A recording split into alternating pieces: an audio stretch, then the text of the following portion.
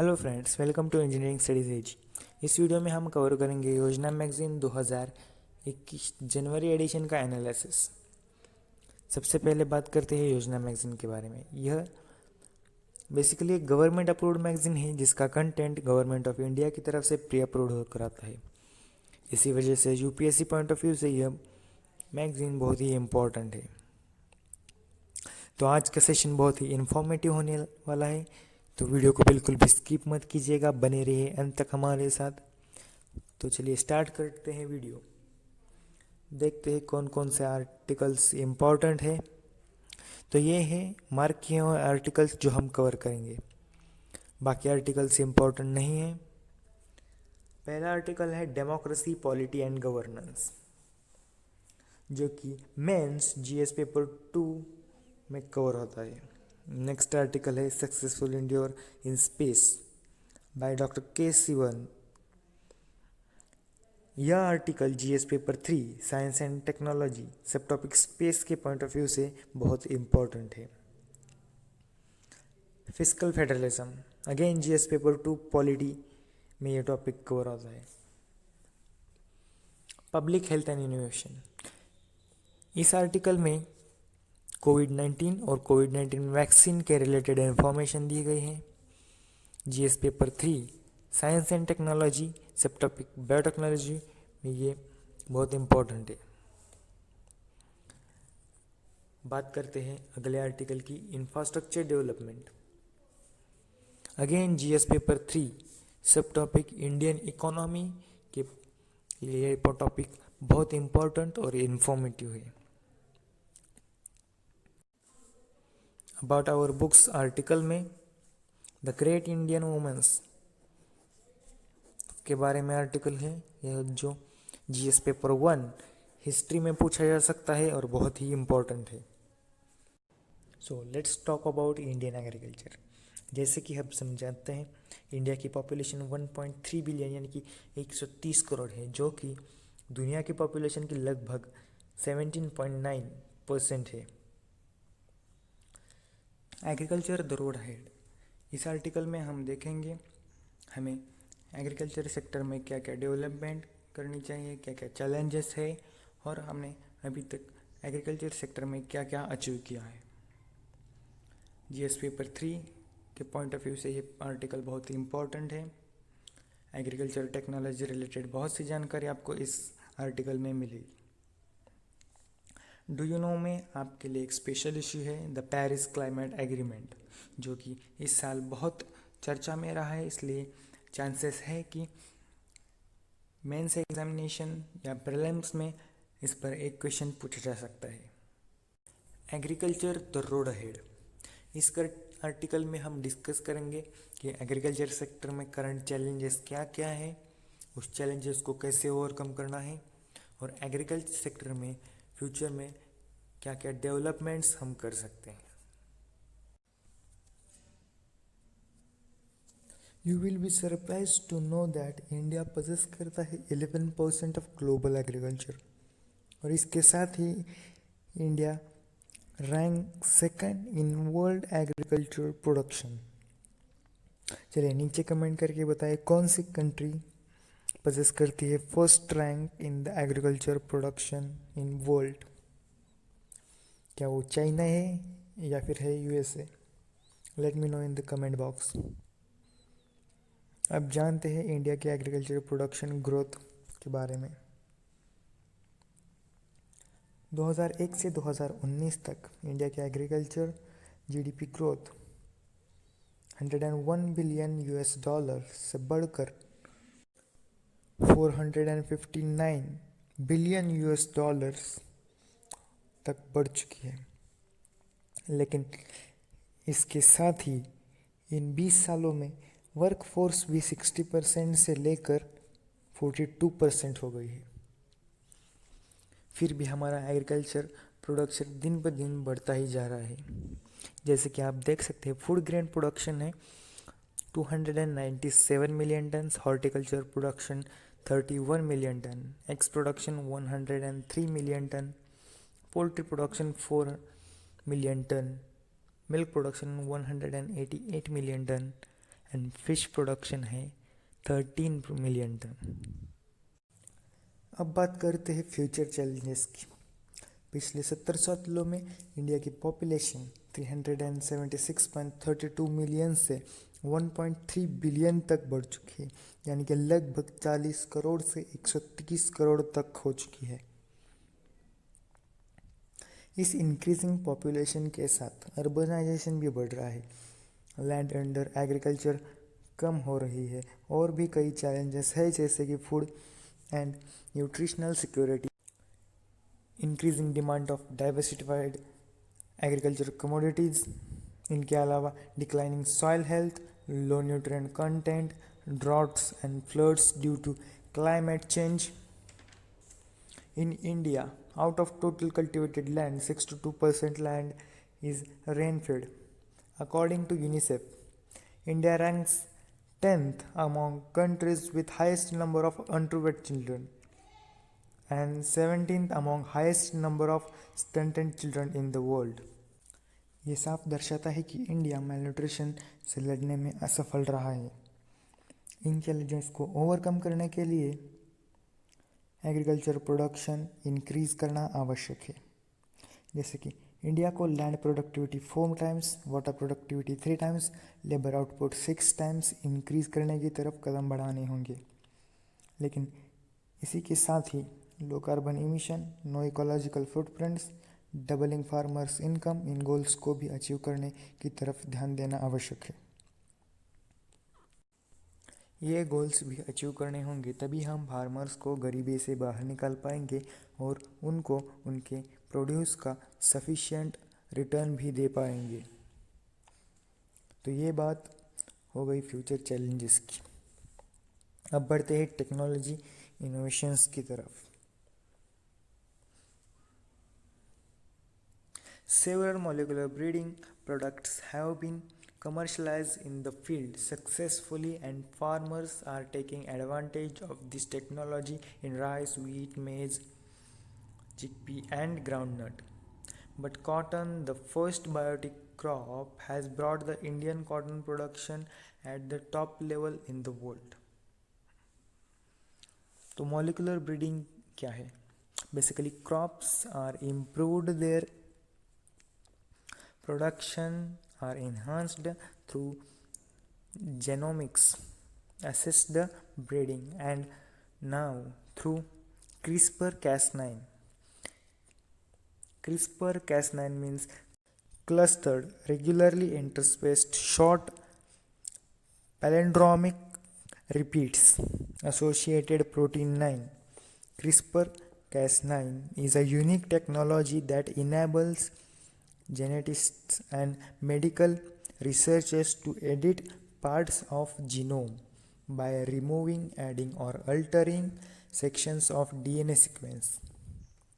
ये हमने बात कर ली सीड टेक्नोलॉजी की, लेकिन और भी कई बातें हैं, जैसे कि integrated crop management, innovations in irrigation application, prevention of post harvest losses, new crop protection techniques, and use of ICT for updating farmers, social media, use of drones for managing locust infestation, etc., and micro irrigation system, जिनके द्वारा हम agriculture production को एक नई peak पे ले जा सकते हैं।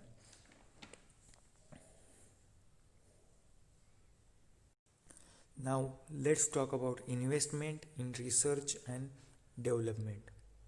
Research and development in India after independence has helped rise in the per capita production and has gone a long way easing the pressure on meeting the food and nutritional requirement. So per capita income means the income of nation divided by population of the nation. तो इसे कहा जाता है per capita income. According to ICAR and NAIP study, returns on investment and research has been found to be highly paying proportion. The internal rate of return on investment in agriculture research is estimated to be more than 42%, which is much higher than other sector. Then what prevents from investing in agriculture sector? Investment in generation of new technologies which have direct implication in the proper resource use efficiency. Also, in teaching and extension need to be enhanced. The gap in financial commitments made in the beginning of the plan and now annually is widening in taking the research programs to logical conclusions.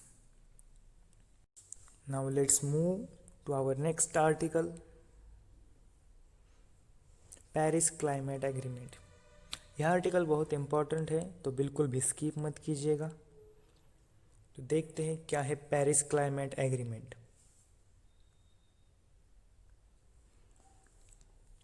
Paris climate agreement is a legally binding treaty on climate change. 196 state parties meets at 21st Conference of Parties of UNFCCC, जिसे कि कहा जाता है United Nations framework convention on climate change, जो कि हुआ था ली ब्रोगेट Paris France में on December 12, 2015। Paris climate agreement existence में तो आया December 12, 2015 को, लेकिन वो एक्चुअली फोर्स में आया November 4, 2016 को।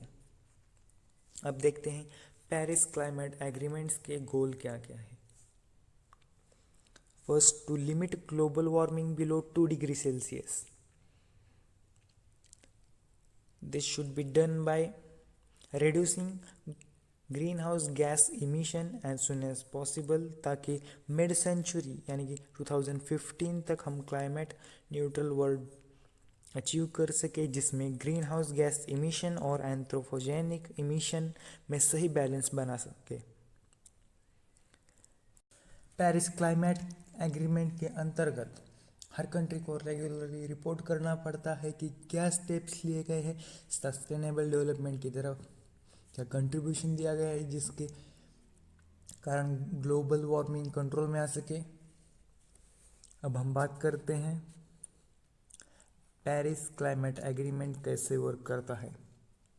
सबसे पहले बात करेंगे एनडीसी की। NDC means nationally determined contribution. Paris climate agreement के इम्प्लीमेंटेशन के लिए इकोनॉमिक और सोशल ट्रांसफॉर्मेशन का रोल बहुत इम्पोर्टेंट है। Paris climate agreement works on 5-year cycle, जिसमें कंट्रीज़ को हर 5 साल बाद क्लाइमेट एक्शन संबंधी प्लान सबमिट करने होते हैं। इसी को नेशनली डिटरमाइंड कंट्रीब्यूशन यानी कि एनडीसी कहा जाता है। इन NDCs countries communicate actions to reduce their greenhouse gas emission and also to build resilience to adapt to impacts of rising temperatures. Now let's talk about long-term strategies. Long-term strategies का main aim होता है low greenhouse gas emission development. इसमें 3 factors बहुत important है, financial, technical और capacity building. Developed countries financially assist करती है developing countries को ताकि वो अपने लॉन्ग टर्म गोल्स अचीव कर सके। कंट्री म्यूचुअली शेयर और ट्रांसफ़र करती है टेक्नोलॉजी डेवलपमेंट रिलेटेड डाटा का, ताकि green house gas emission control कर सके, सस्टेनेबल डेवलपमेंट की तरफ ग्लोबली अचीवमेंट्स कर सके। अब बात करते हैं कैपेसिटी बिल्डिंग की। कैपेसिटी बिल्डिंग में सेम फाइनेंशियल पिलर की तरह डेवलप्ड कंट्रीज़ हेल्प करती है डेवलपिंग कंट्रीज़ को, ताकि वो कैपेसिटी बिल्डिंग द्वारा अपने लॉन्ग टर्म गोल्स अचीव कर सके। How we are tracking our progress. इसमें मेन रोल है इन्हांस्ड ट्रांसपेरेंसी फ्रेमवर्क यानी कि ETF, जो कि स्टार्ट होगा 2024 में। इसमें कंट्रीज़ रिपोर्ट करेंगी क्लाइमेट चेंज मिटिगेशन एक्शंस की, adaptation measures, support given by developed countries और support received by developing countries. इस सभी डाटा का रिपोर्टिंग होगी इन्हांस्ड ट्रांसपेरेंसी फ्रेमवर्क में, जो होगा 2024 में। इस इंफॉर्मेशन को लॉन्ग टर्म क्लाइमेट गोल्स पूरे करने के लिए यूटिलाइज किया जाएगा। तो ये था ग्लोबल स्टॉकटेक एक्सप्लेनर। अब बात करते हैं AIPA ऑफ इंडिया की। What is AIPA of India? It is a high level international apex committee for implementation of Paris agreement, जो कि फॉर्म हुई थी एनवायरमेंटल प्रोटेक्शन एक्ट 1986 के तहत। AIPA वर्क करती है ministry of environment, forest and climate change के अंडर। The purpose of AIPA is to generate a coordinated response on climate change matters that ensures India is on towards meeting its obligations under Paris Climate Agreement, including the nationally determined contributions NDCs।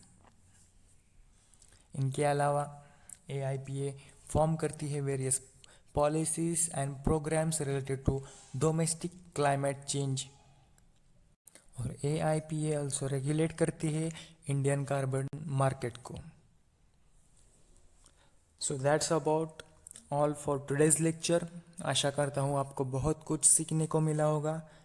Please video को like और share कीजिए, channel को subscribe ज़रूर कीजिए। It will take just a second to subscribe the channel. Press the bell icon. Thanks for watching the video. Take care. Bye bye.